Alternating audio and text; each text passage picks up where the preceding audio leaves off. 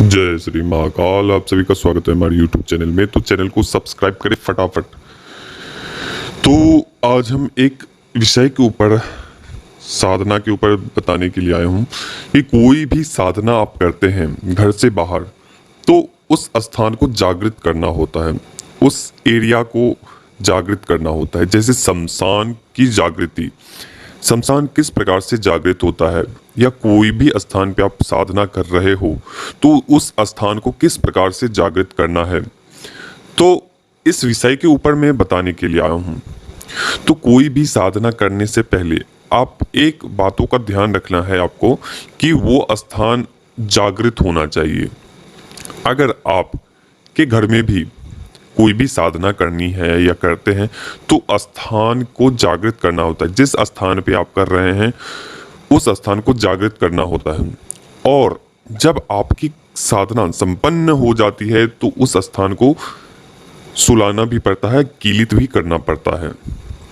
तो उसी प्रकार से ये शमशान जागरण की क्रिया है।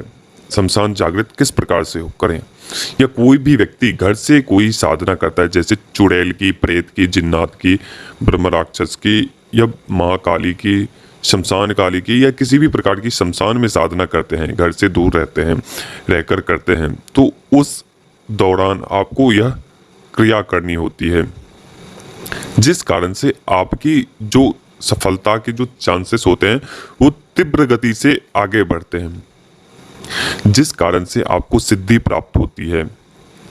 अनेकों प्रकार की सिद्धि प्राप्त होती है, नई नई शक्तियों से आपको बात व्यवहार होता है, आप उसे वचन बंदिश करते हो, आप उसे सिद्ध करते हो।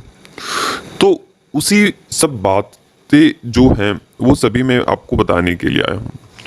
तो इसकी क्रिया किस प्रकार से करनी है वो मैं आपको बताता हूँ कि किस प्रकार से आपको इसकी क्रिया करनी है, और बहुत ही सामान्य है। आपको सबसे पहले आपको 3 आपको नींबू लेने हैं, 3 या 7 आपको नींबू लेने हैं। इस स्थिति में आपके ऊपर वो पूरे तरीके से जिस स्थान को आप जागृत करना चाहते हैं वो स्थान पूरे तरीके से है 100% वो जागृत हो जाएंगे। ऐसी अवस्था कि बड़े बड़े राक्षस, महाराक्षस सभी जागृत हो जाएंगे। वहां के जो भी आपकी शमशान है, कितना भी वो कड़ा प्रयोग होगा, उस स्थिति में वो शमशान खुल जाएगा, उस स्थिति में वो शमशान जग उठेगा और आपको सुनाई देने लगेगी एक भयानक कराहती हुई आवाजें, बहुत जोर जोर से सुनाई देने लगेगी, बहुत सारी शक्तियों की आवाज सुनाई देने लगेगी। क्योंकि जब तक आप कोई भी शमशान या कोई भी स्थान की जागृत नहीं करते हो तो कोई भी सिद्धि आपको प्राप्त नहीं होती है, क्योंकि सब कुछ जागृत होना ही अति आवश्यक होता है। सबसे पहली बात, अगर माला जागृत नहीं है तो कोई दिक्कत नहीं है, आपकी सिद्धि, आपकी ऊर्जा है या नहीं है उसकी से कोई मतलब नहीं, लेकिन वो स्थान जागृत होनी अति आवश्यक है। क्योंकि आप जब साधना करोगे तभी तो आपको फल की प्राप्ति होगी ना। कोई भी इतर योनि की साधना करने से पहले, या कोई भी अघोर पंथ की हो, तंत्र क्रिया हो, या कोई भी चीज करने से पहले उस स्थान को जागृत करना होता है। जैसे कोई भी कवच धारण करते हैं तो सबसे पहले उसके नाम से वह जागृत किया जाता है, तभी वो किसी के ऊपर कार्य करता है। तो वही यह क्रिया है। तो सबसे पहले आपको करना क्या है, आपको ऐसा जगह, स्थान चुनना है जहां आप साधना करते हो, अक्सर करते हो, बाहर। ध्यान रहे कि जब ये क्रिया मैं दे रहा हूं तो उस स्थिति में आपको किसी योग्य गुरु के मार्गदर्शन में यह शमशान जागृत करने की क्रिया करें, अन्यथा इससे होने वाली लाभ और नुकसान की जिम्मेदार स्वयं होंगे। क्योंकि मैं केवल जानकारी मात्र दे रहा हूं। अधूरा ज्ञान बहुत ही हानिकारक होता है। तो जो भी यह क्रिया करेंगे वो किसी गुरु के योग्य मार्गदर्शन में रहकर इस क्रिया को कर सकते हैं। अगर आप बिना जाने परखे, बिना समझे, बिना पूर्ण ज्ञान के आप करते हो तो आपको नुकसान होते हैं, यहाँ तक कि आपकी मौत भी हो जाती है। यहाँ तक कि उस व्यक्ति की जो इस प्रकार की क्रिया करता है उसकी मौत भी हो सकती है, क्योंकि शमशान एक ऐसा स्थल, एक ऐसा शुद्ध स्थान, वहां पे अनेकों प्रकार की शक्तियां वास करती है, वहां पे रहती है।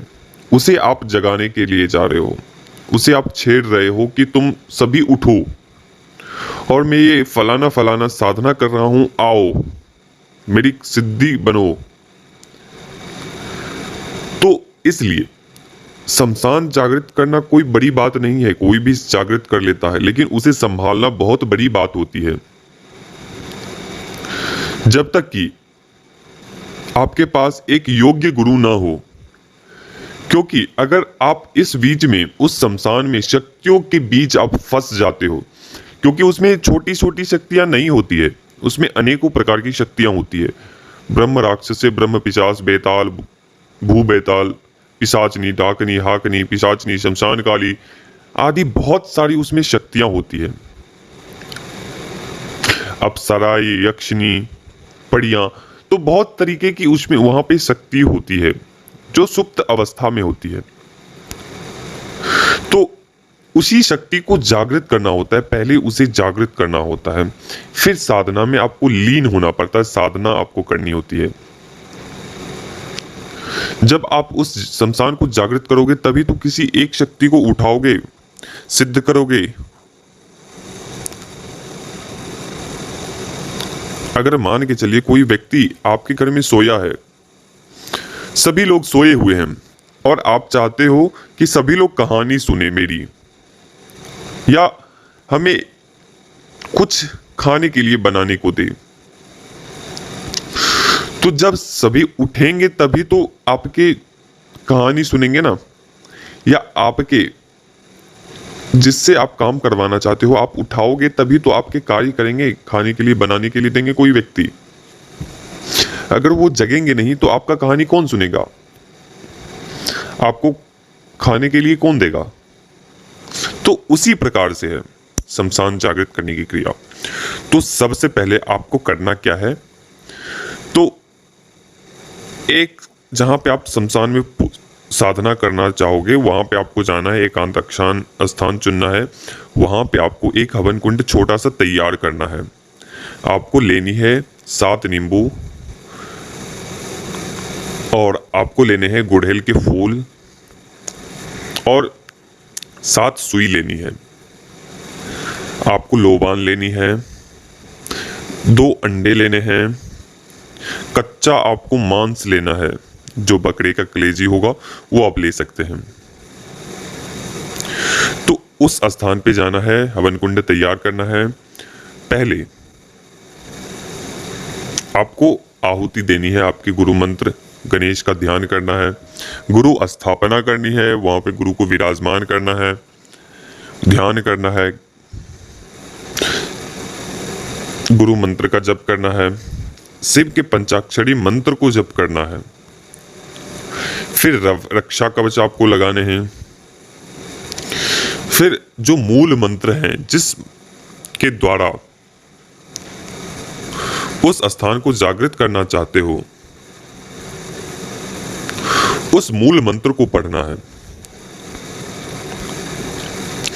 इसी प्रकार से आपको 108 आहुति गूगल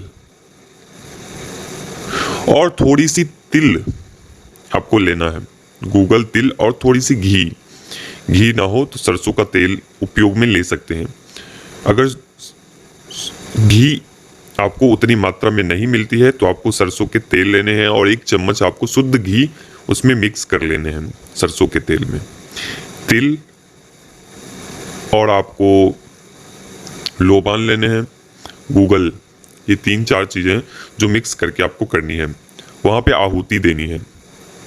आहुति मात्र और मात्र 2 से 3 माला आप करेंगे आपको अनुभव हो जाएगा कि क्या शमशान जग चुका है पूर्ण रूप से।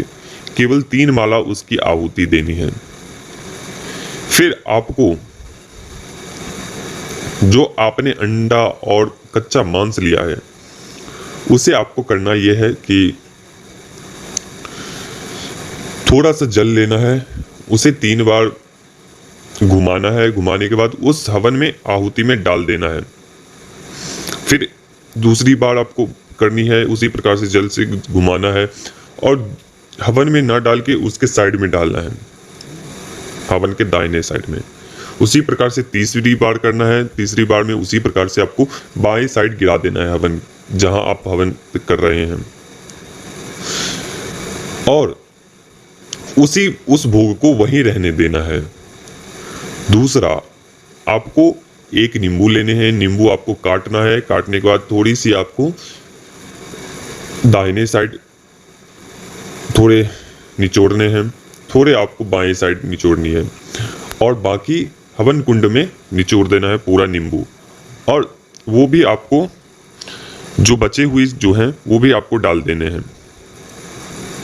डालने के बाद आपको जो आपके स्थान देवता हैं, जो भी आपके क्षेत्र देवता है, भैरव जी के नाम से और क्षेत्रपाल के नाम